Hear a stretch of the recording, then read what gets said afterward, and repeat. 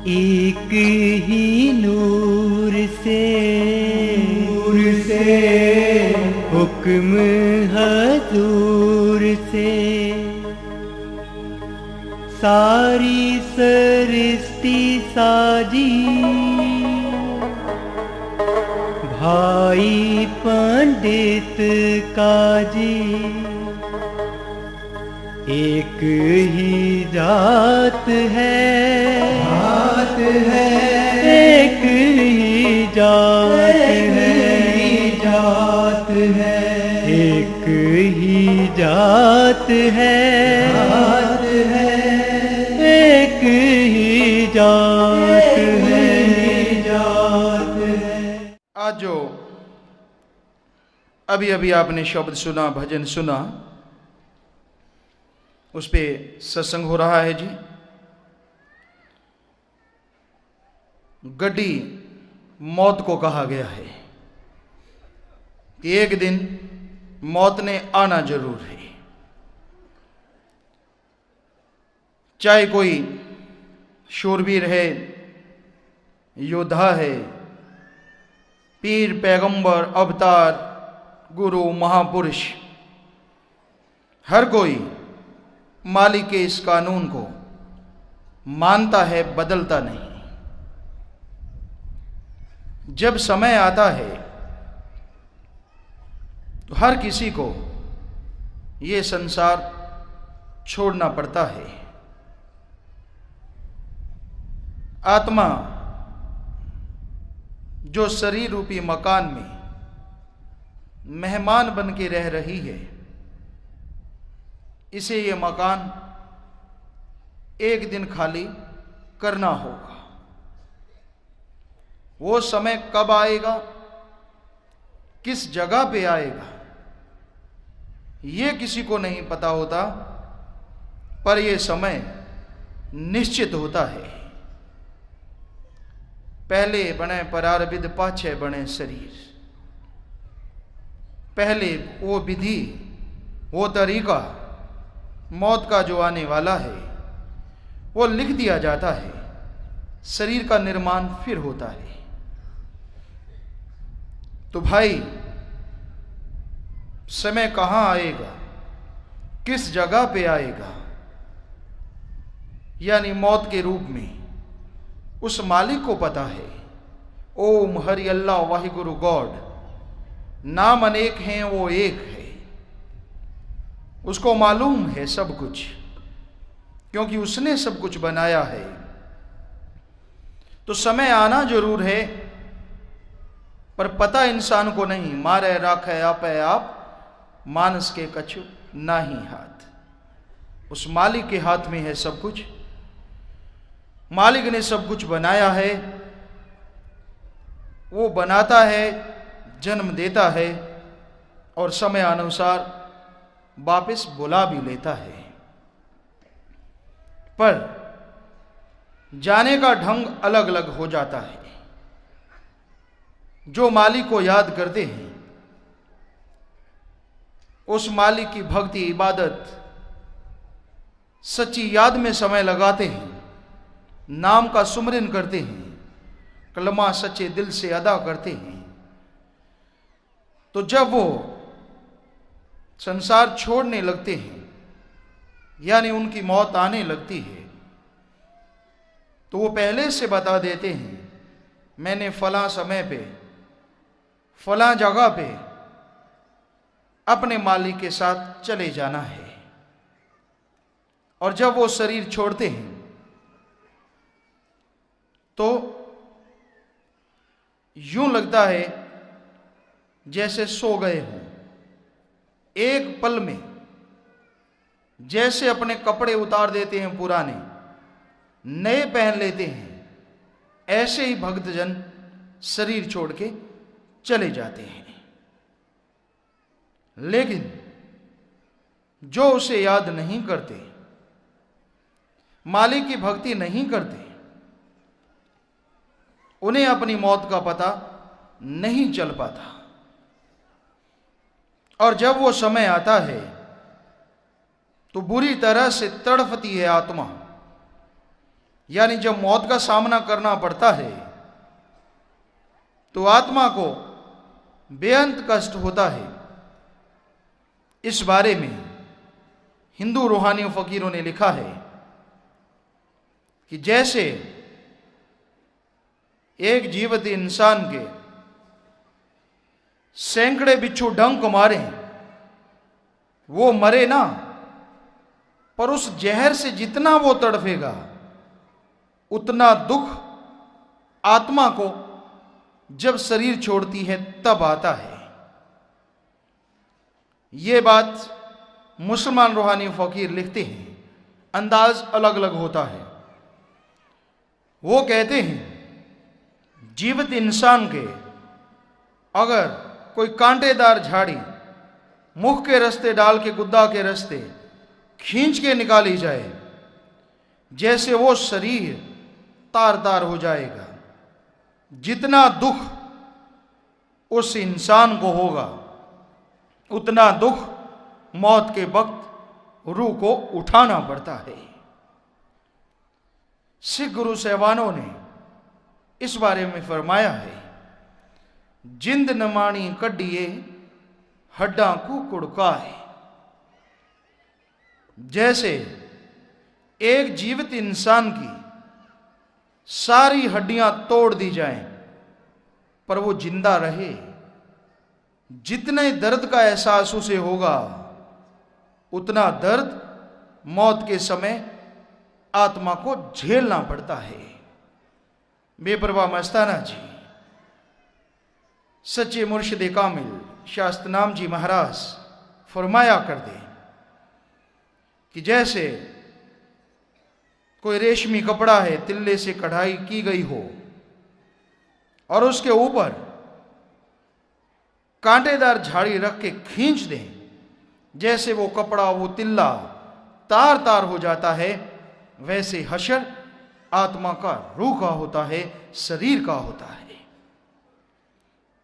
तो सारे धर्मों में इस बात पे सहमति है कि जो मालिक की याद नहीं करते, इबादत भक्ति नहीं करते, उन्हें बहुत तड़फना पड़ता है। आत्मा बहुत दुख पाती है।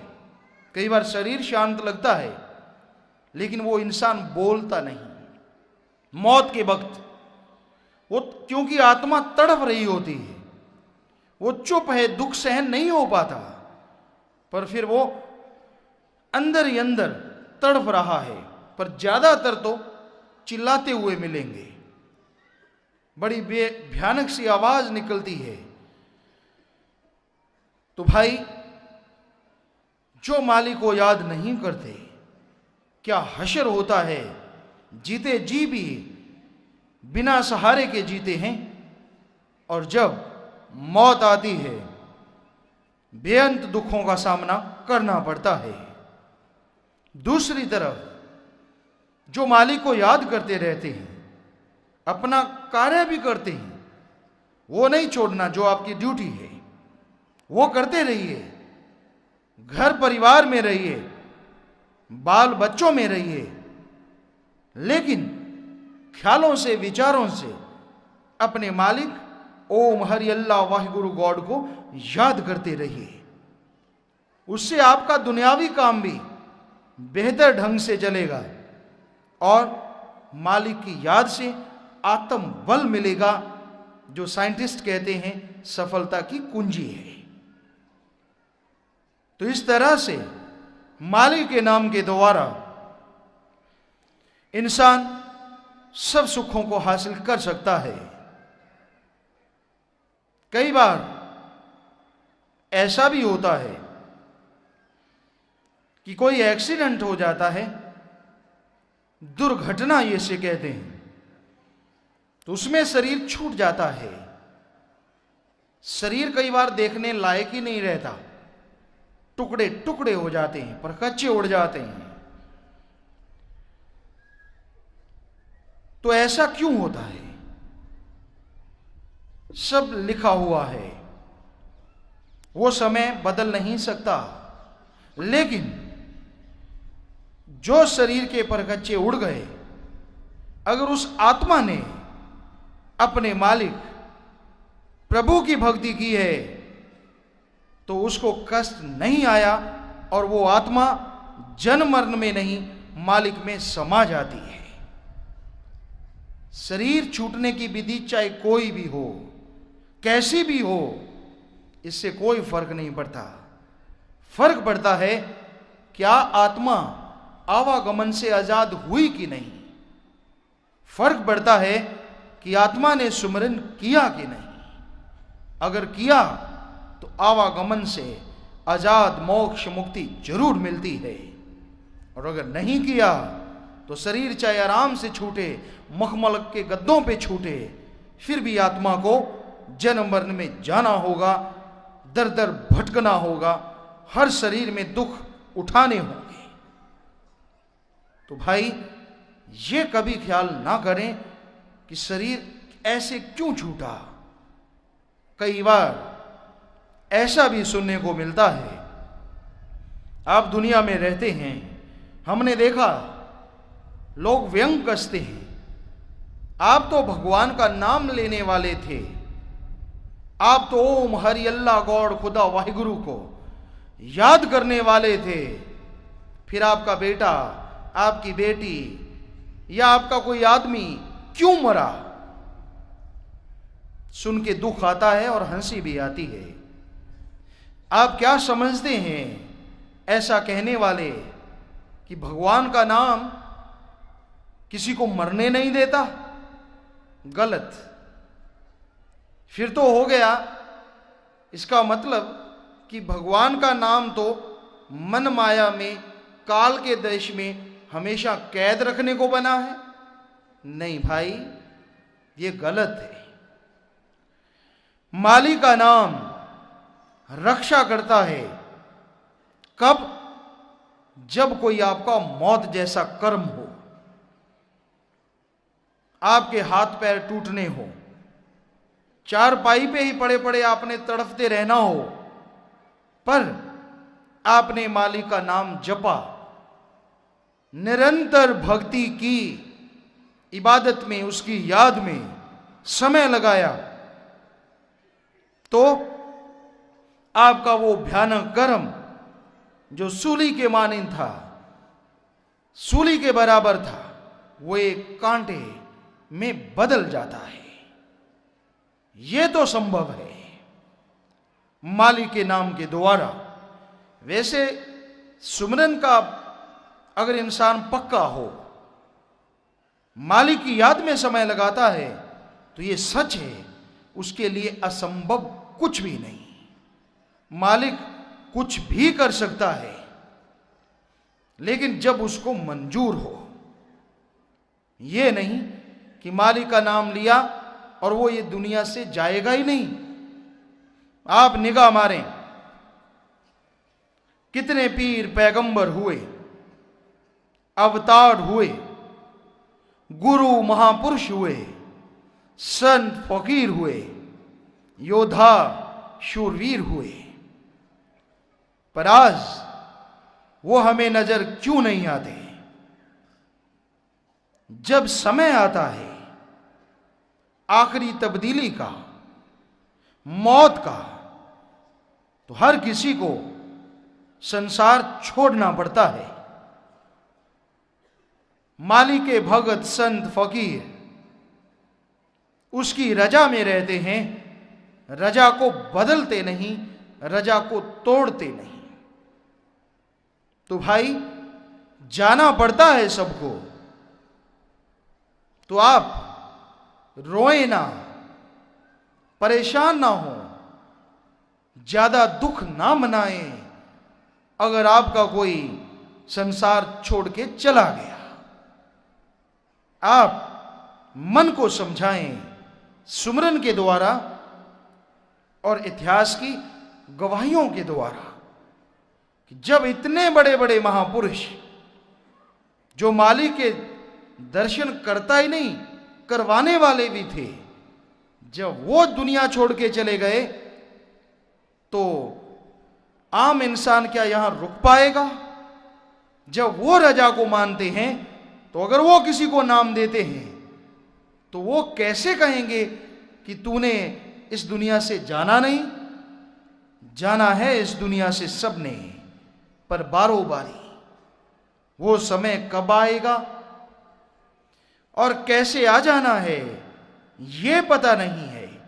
इसलिए संतों ने कहा, आने वाले समय का फिक्र मत करो, गए हुए समय के लिए रो मत, जो समय आपके पास है उसे गवाओ मत।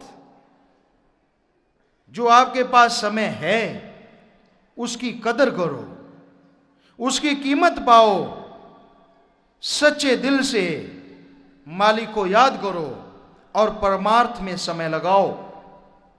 अरे स्वार्थ में तो पशु भी जी रहे हैं, पक्षी भी जी रहे हैं, कीड़े मकोड़े सब स्वार्थ में ही तो जी रहे हैं। मालिक ने परमार्थ करने के लिए, हे इंसान, तुझे बनाया है।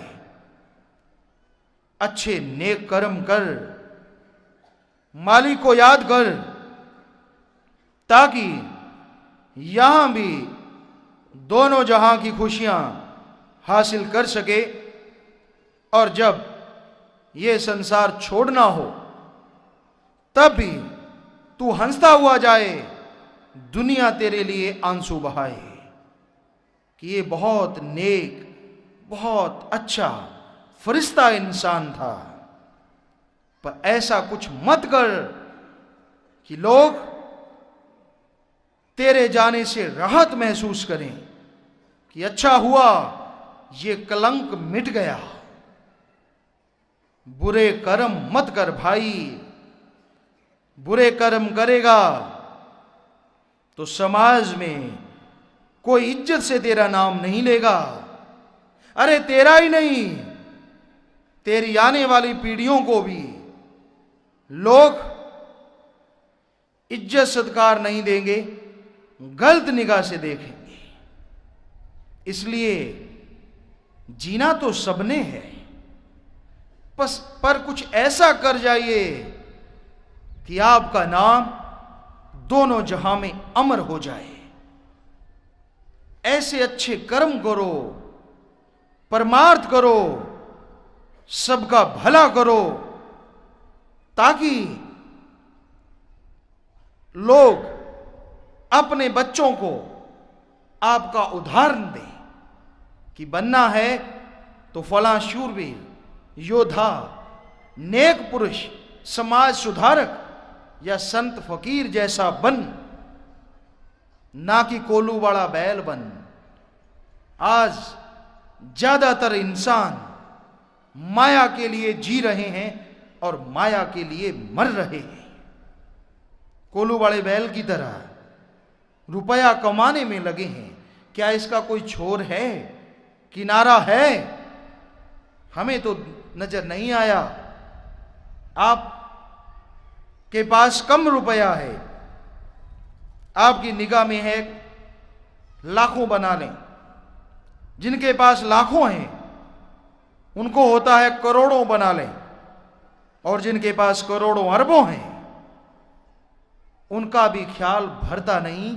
वो भी और कमाने के चक्कर में सारा समय लगा देते हैं और एक दिन ये संसार छोड़ के जन्म मरण में उलझने चले जाते हैं। तो हे इंसान, जीने के लिए काम करना जरूरी है, कमाना जरूरी है। रुपया पैसा कमाइए। किसी संत ने, महापुरुष ने रोका नहीं, पर भाई कमाने के लिए जियो मत, जीने के लिए कमाओ जरूर।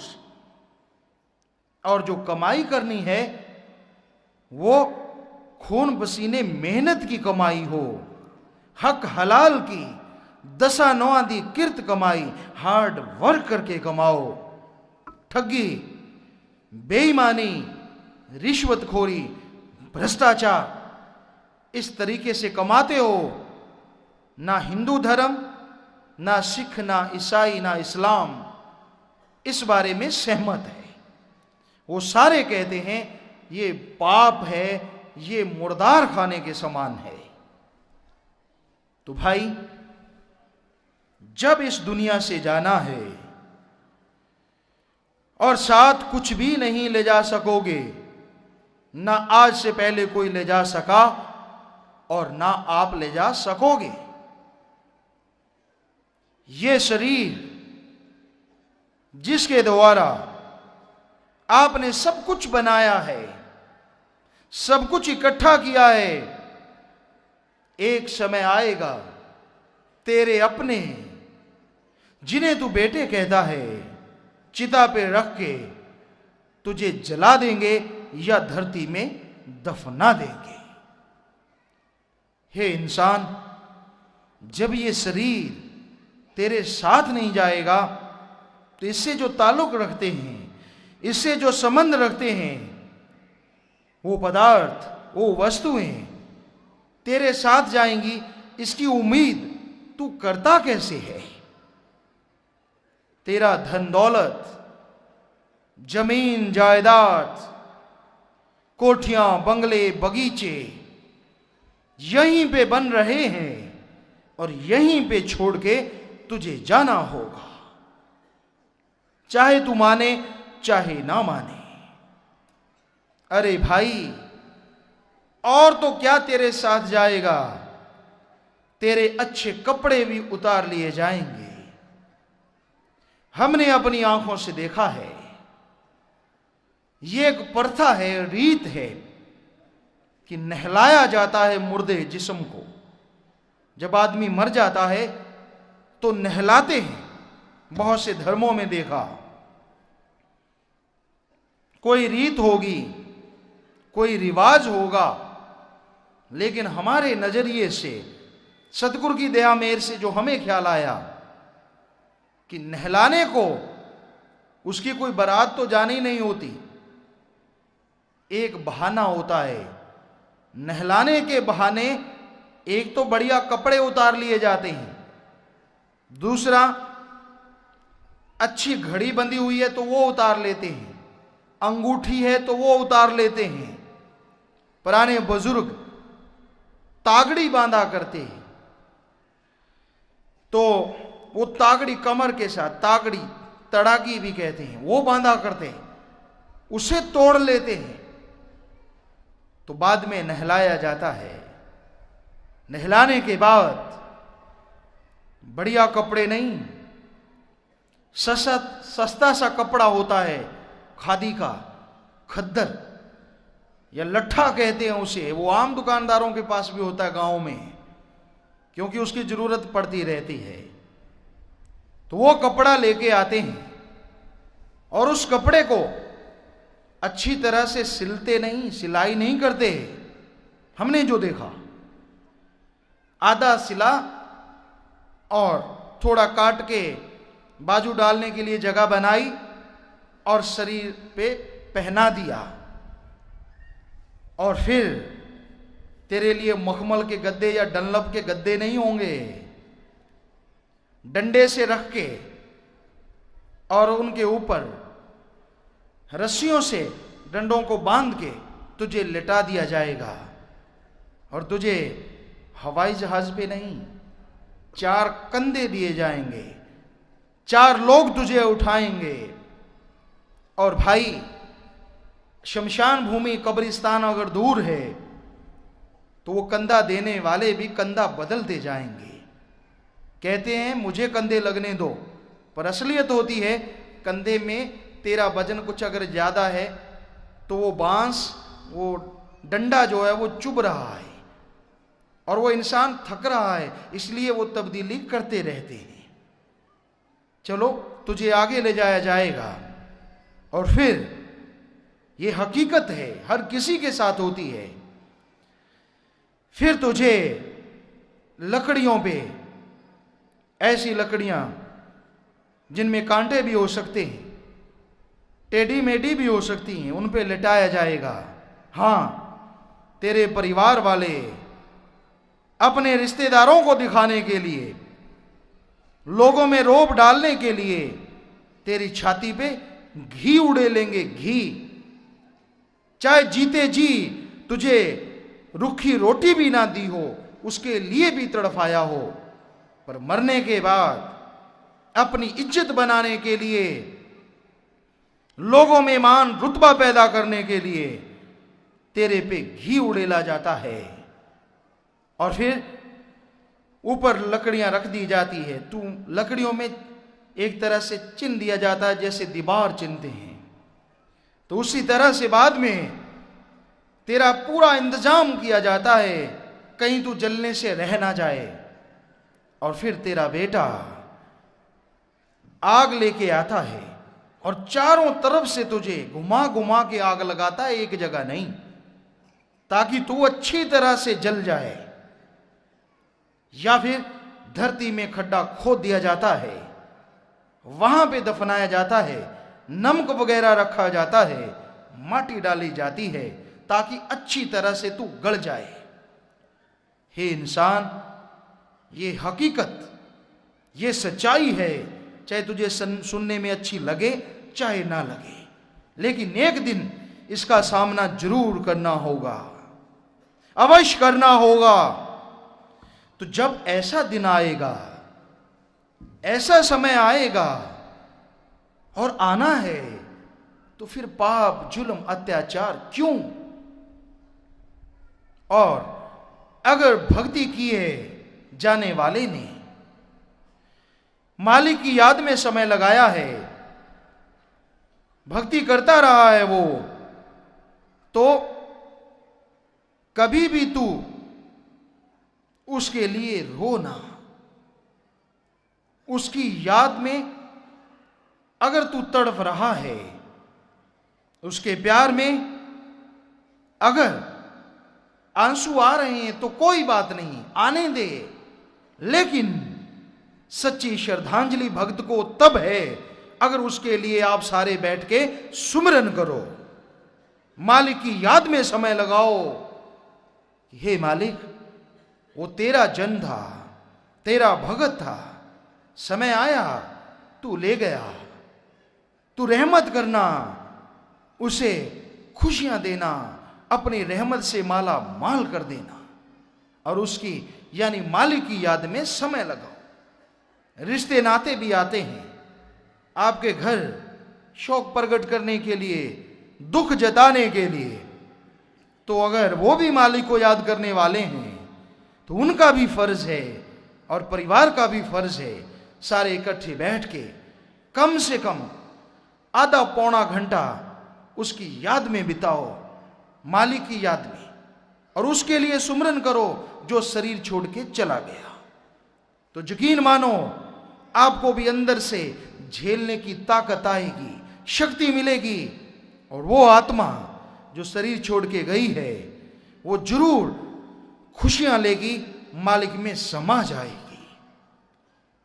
लेकिन बड़ी अजीबोगरीब रीति रिवाज है, लोग रोते हैं, माता बहनें आस पड़ोस से उनके घर जाती हैं, वो उसको जानती तक नहीं होती जो शरीर छोड़ गया, थोड़ा बहुत जानती हैं पर पूरी तरह से नहीं।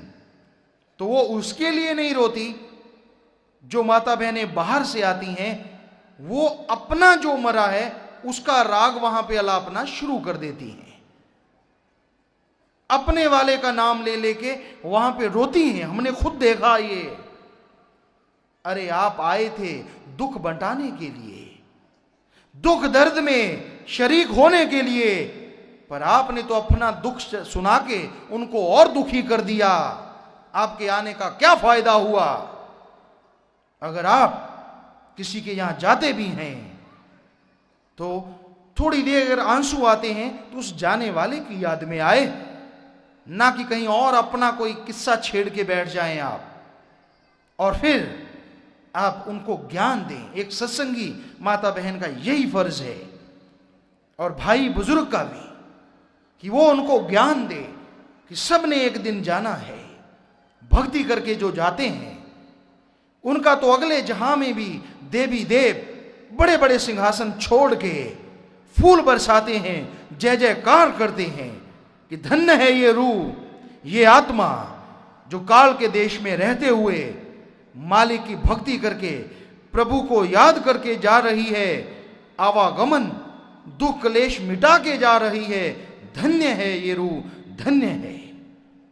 तो उसका नाम जो भक्त मरा दोनों जहां में अमर हुआ, आप रोके या यूं और कोई ढोंग पाखंड करके उसके नाम को बट्टा ना लगाएं, बल्कि जैसा आपको बताया उसकी याद में मालिक का नाम जपें, प्रभु से प्रार्थना करें। यह सच्ची श्रद्धांजलि होगी, सच्चा दुख में शरीक होना होगा। तो भाई जाना सबने है, पर जैसे आपको बताया कि अगर मालिक का नाम लिया जाए, भक्ति इबादत की जाए, तो शरीर कपड़े की तरह उतर जाता है। हजारों सत्संगियों की मिसाल है जिन्होंने बता दिया कि हम इतने बज के इतने मिनट पे शरीर छोड़ेंगे। डॉक्टर साहबानों ने चेकअप किया, कहने लगे बिल्कुल नॉर्मल है, लगता तो नहीं। लेकिन जब वो समय आया, उन्होंने अपने मालिक को याद किया, ऊपर चद्दर ली, और जब डॉक्टर साहबानों ने चेक किया तो शरीर खाली था, कुछ भी नहीं था उनके अंदर। पर यह हर कोई नहीं बता सकता। जो प्रभु की भक्ति सच्चे दिल से करते हैं, जो सच्चे मुर्शिद कामिल से मिल जाते हैं और उसके वचनों पे अमल करते रहते हैं, जिंदगी भर भलाई नेकी करते हैं, नाम जपते हैं, वो जरूर मौत का समय आने से पहले मौत का समय बता जाते हैं। हर कोई नहीं, पर जिसने भी नाम लिया, मालिक को याद किया, वो दुनिया में भटकता नहीं। ये सच है, वो आत्मा भटकेगी नहीं। तो भाई जैसे रेलवे स्टेशन पे लोग इंतजार करते हैं कि गाड़ी आएगी तो चढ़ जाएंगे, तो मौत आएगी जरूर, वो गाड़ी आएगी जरूर। जिन्होंने टिकट कटाई है आराम से सीट पे बैठ जाते हैं, बुकिंग करवाई है तो आराम से लेट जाते हैं। लेकिन बिना टिकट के अगर कोई सवार हो जाता है, तो अगर सही बात हो तो वो पकड़ा जाए तो उसे कैद भी होती है और जुर्माना भी। वैसे ही मौत रूपी ट्रेन गाड़ी आएगी, राम नाम की टिकट, अल्लाह की इबादत की टिकट, कलमा, गॉड्स वर्ड्स, शब्द, यानी ये टिकट अगर खरीद रखी है तो आपकी बुकिंग हो गई। आराम से जाएंगे मालिक की गोद में बैठ के। और अगर टिकट नहीं खरीदी है तो भाई इस दुनिया में, यानी दुनियावी गाड़ी में शायद ले दे के काम चल जाए। टिकट नहीं ली तो मुझे 50 रुपए दे दे, तुझे उतार दूंगा, हो सकता है ऐसा हो जाए, होता है। लेकिन उधर मालिक की तरफ 1% भी ऐसा नहीं था।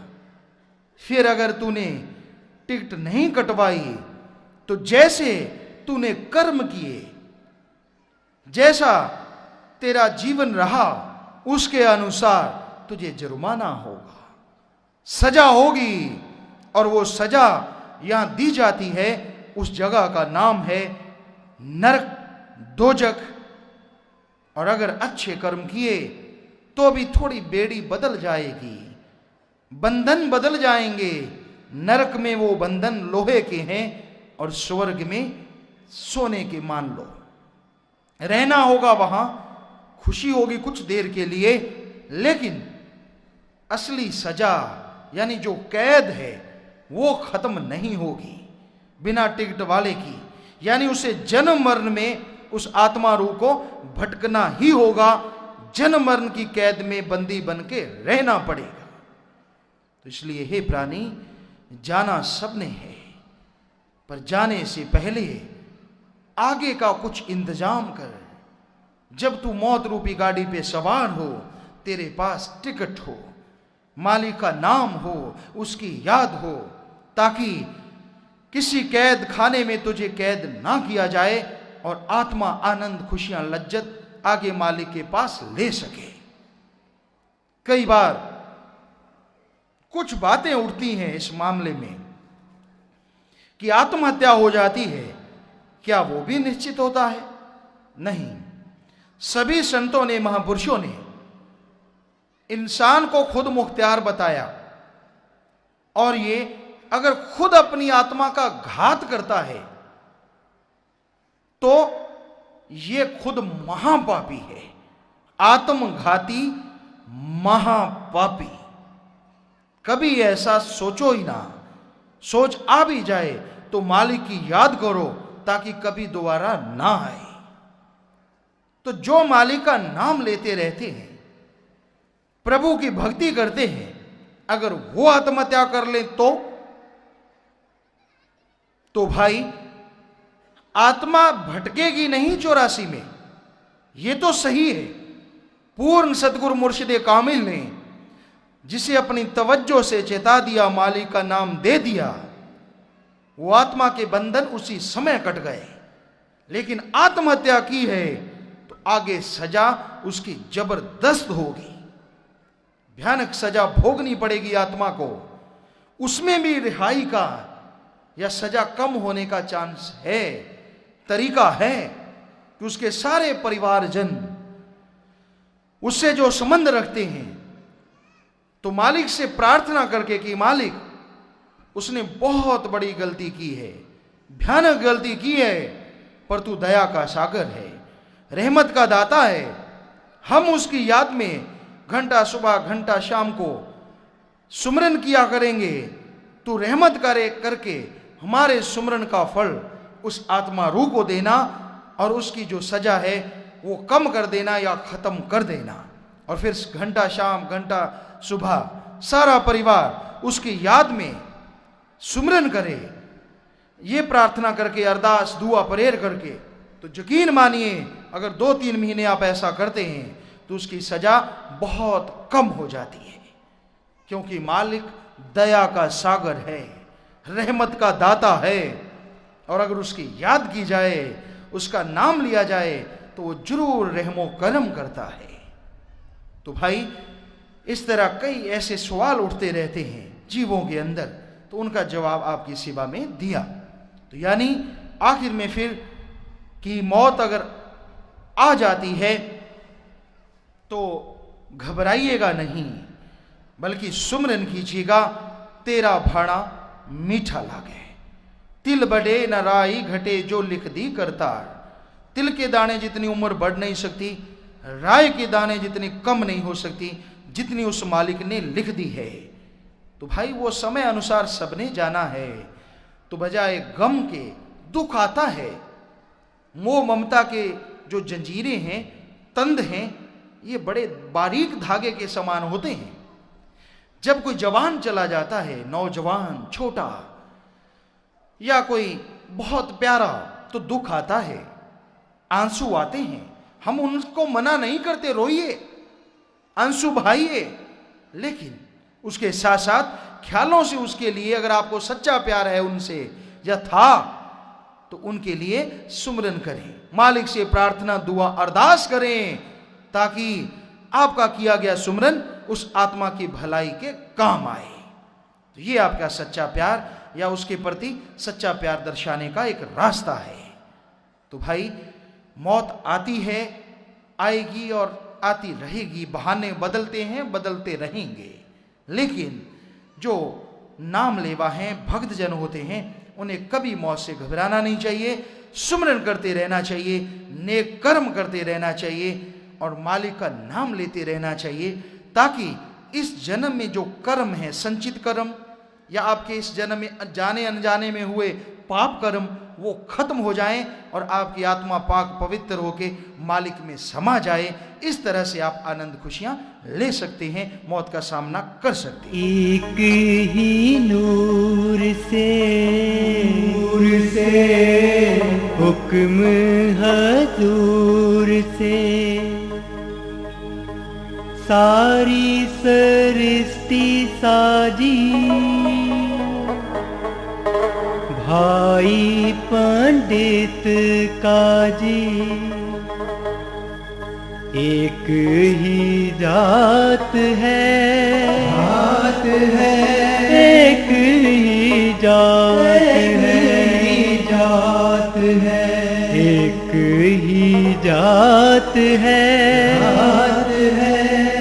एक ही जात